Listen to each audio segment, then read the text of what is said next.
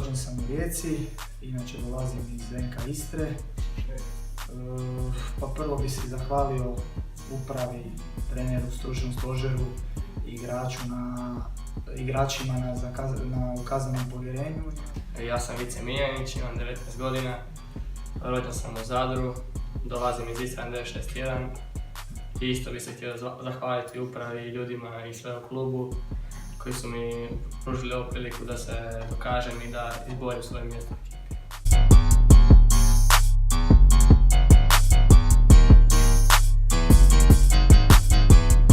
Pa otprilike isto sve dobra atmosfera i svi se dobro slažu i dobro smo ekipa.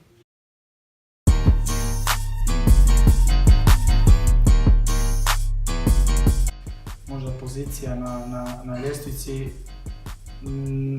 ukazuje da bi bila možda malo loša atmosfera, da pače ne, baš je suprotno, baš je super atmosfera i ja sam za sada prezadovoljan.